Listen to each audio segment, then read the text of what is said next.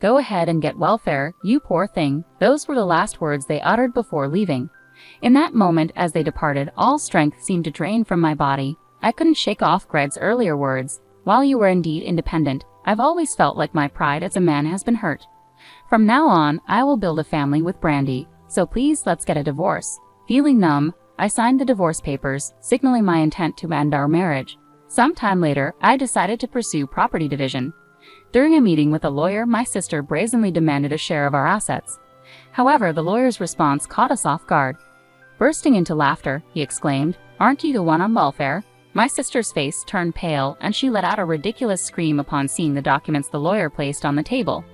"My name is Erin Anderson. My husband Greg and I were married for 18 years. I'm 45 and Greg is 42.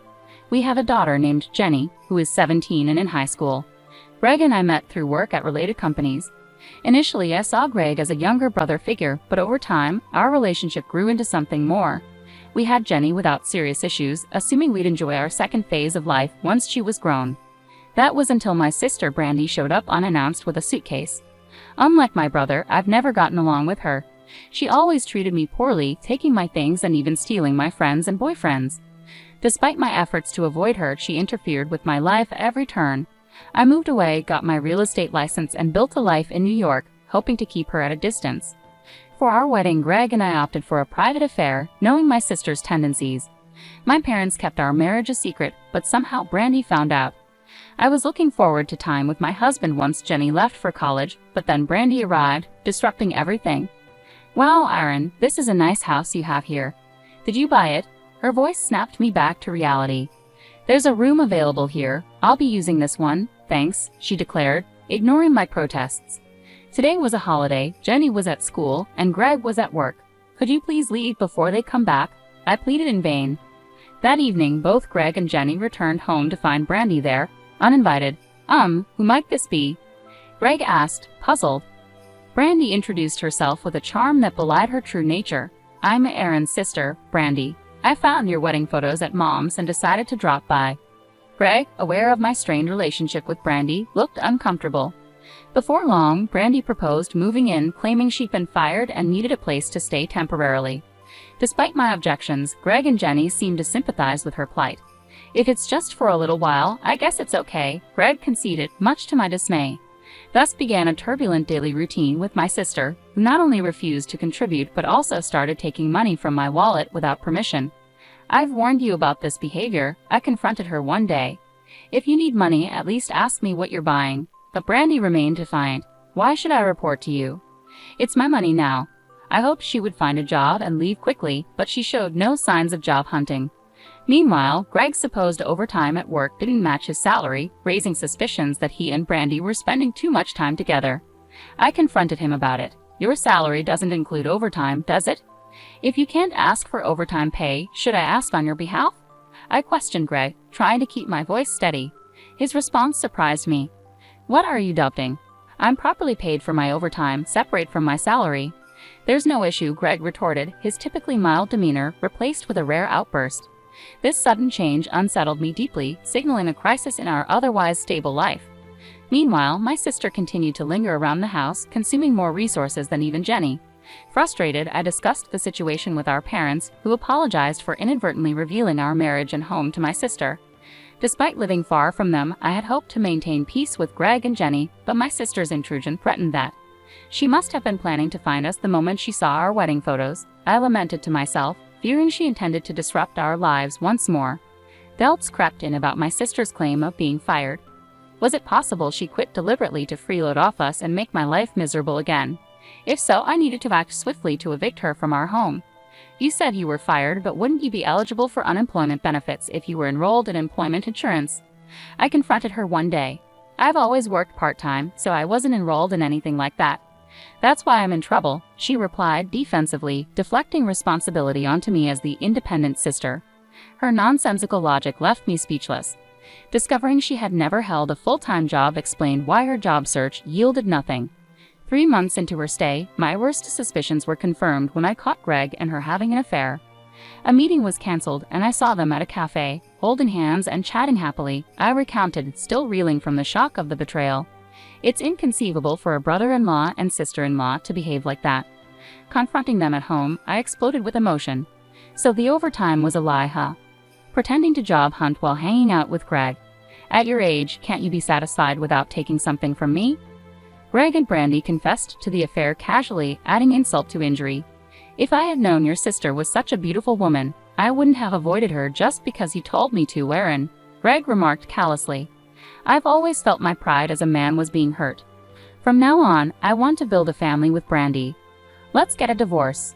He slid a prepared divorce paper across the table, filled out in his section.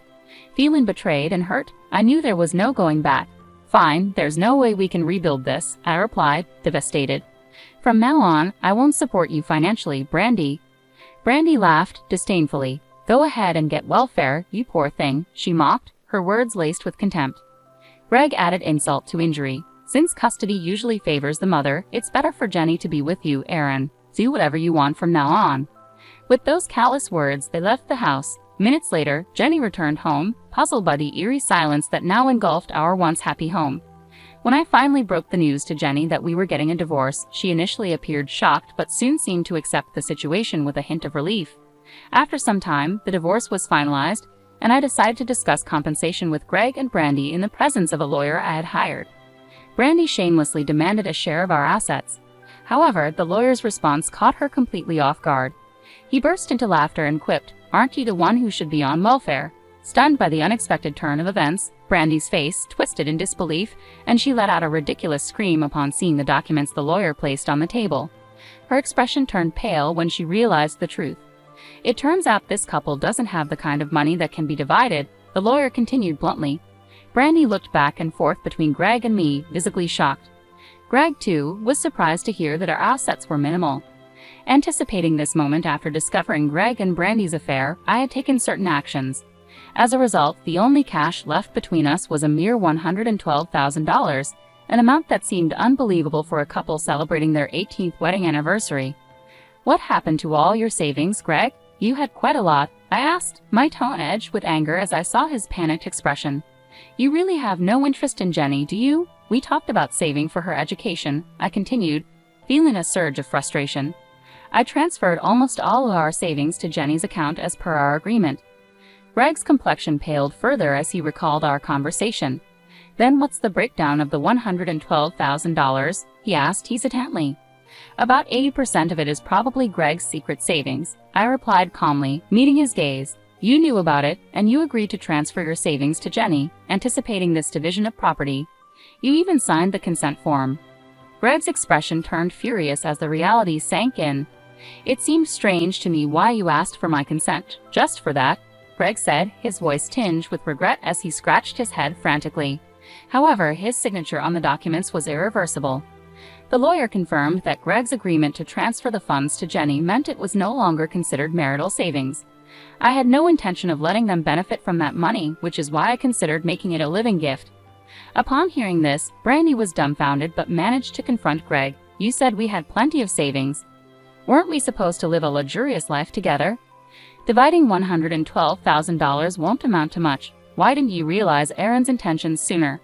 Her face paled with reproach, but Greg avoided her gaze and remained silent. Throughout our marriage, Greg had earned little and carried significant student loans, so I had taken on all living expenses. This agreement was made when Greg expressed difficulty in contributing financially. I assured him that I would manage expenses while he focused on saving for our future.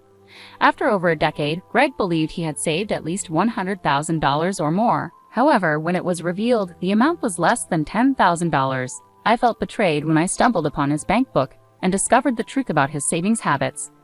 Now that we're divorced, such matters no longer concern me, I thought bitterly. Brandy, realizing the severity of the situation, trembled slightly, unsure of her next move. With only $112,000 available for division and seeing her confusion, I decided to reveal another truth. Looking directly at Greg, I spoke hesitantly. I debated whether to mention this, but Greg, aren't you planning to quit your job?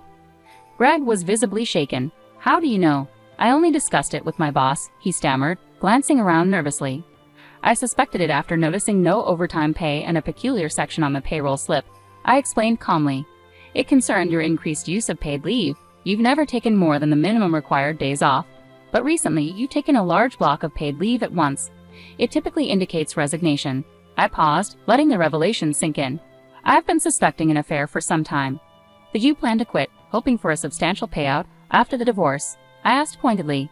To my surprise, my suspicions hit the mark perfectly. I couldn't help but sigh at Greg's overly optimistic thinking. Well, you were my husband, so you should at least know what job I do and how much wealth I've accumulated. To think you relied on that, cheated, and even chose to resign. You really haven't thought this through, I remarked, watching Greg's face turn red with embarrassment. The lawyer's earlier remark to Brandy about welfare hit a nerve. If two unemployed individuals come together, they end up on welfare unless they work, he pointed out. Flustered by this realization, Brandy suddenly shouted, "Wait a minute. If you can prepare for Jenny's college expenses and cover living costs all by yourself, there must be something fishy. I get it, you're hiding assets, right? That's the only explanation. Come on, confess now."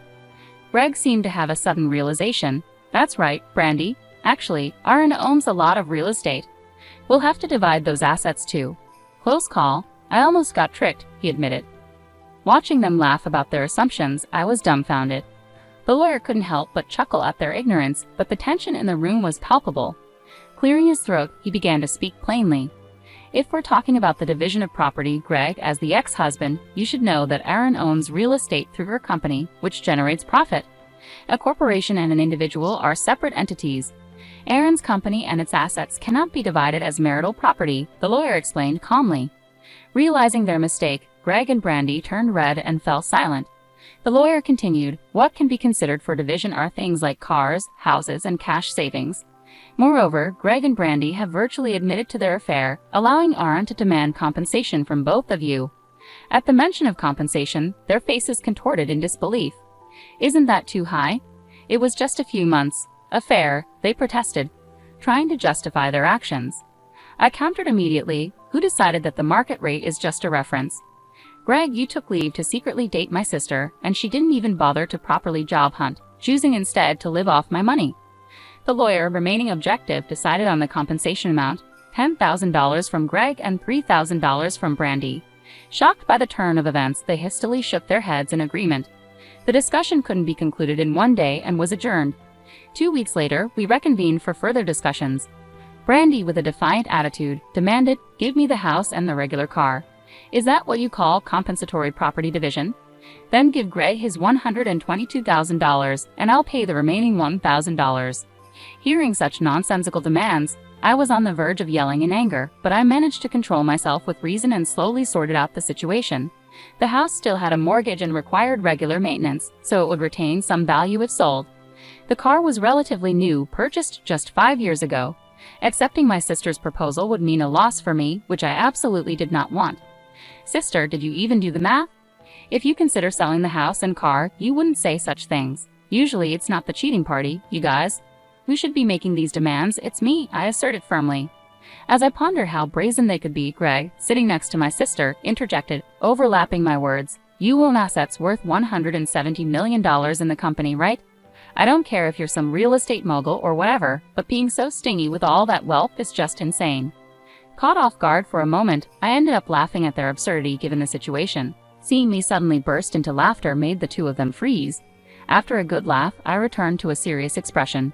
So, is that all you wanted to say? And why are you acting like you're the victims here? I asked, maintaining a firm tone. I'd rather be stingy than give any money to a man who abandons his daughter for an affair or to the worst kind of sister who steals her sibling's husband. I'd rather secure as much as possible for Jenny, I added pointedly. They flinched at my words. I wanted to tell them to study more about legal terms if they wanted to use them. What were they even thinking, saying such things? I planned to dismantle their delusions bit by bit. Greg, this house is under my name, right? It's my separate property since I bought it with a mortgage before we got married. No matter how you twist it, it remains mine, I clarified firmly. The car, bought new and accident-free, is of a model that sells well. If you want it, you'll have to pay me half its appraised value. That's how property division works. Brandy, clueless about legal nuances, and Greg, who hadn't thought it through, were landing themselves in trouble again. Greg pleaded with me after showing some semblance of thought. Can you just give us enough money to start our new life? Please? Greg's apology seemed superficial. It was clear he just wanted to solve the immediate problem. I don't need such a shallow apology, I steeled my heart and responded firmly. Given your attitude, it seems like you wouldn't want to pay for Jenny's child support either. There's not a single thing I'm willing to compromise on. Why should I have to worry about your living expenses? I firmly stated my position, and realizing they couldn't persuade me further, they reluctantly signed the necessary documents. Sometime after the divorce and property division were settled, Brandy called me repeatedly, complaining. Why does Greg have so much debt? Weren't you paying the living expenses? What's going on? She questioned heatedly over the phone. I patiently explained the reality to her. That should have been obvious when it came out that he only had less than $10,000 saved, despite having years to save. Maybe he made some big purchases on credit or something like that. As I asked this, Brandy eagerly shared her situation. Yes, he took loans of several thousand to buy nonsensical brand items. It turns out his credit card was set to revolving payments without him knowing, making a huge mess. So this guy is just a debt disaster. How could you push such a person onto me? You're the one who stole him, remember? I retorted with a half laugh, and Brandy fell silent. It seemed Greg had been accumulating debts I wasn't even aware of. Now, demand letters were arriving in droves. He must have been careless with his address change, or perhaps in the chaos of starting a new life, he forgot to hide them.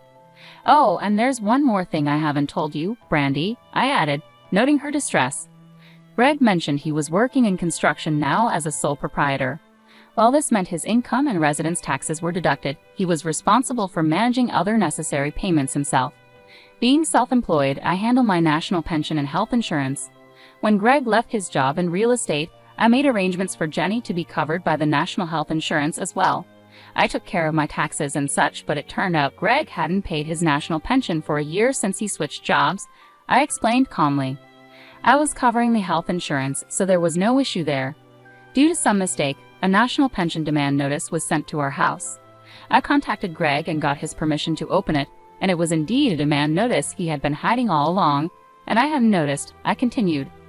I pay my own national pension and assumed Greg was paying his. When I called Greg about opening the demand notice, he almost cried and begged for help. I recounted. National pension costs that much? You're kidding, right? I can't pay this. We were a family, weren't we? Can't you do something, please? Greg had pleaded. What nerve to say that? I responded sharply. The very person who abandoned his wife and child is asking for help. My logic left Greg speechless again. Realizing there was no way out, Brandy seemed to lose all hope over the phone as well. So we'll have to figure it out yourselves, I concluded, ending the call.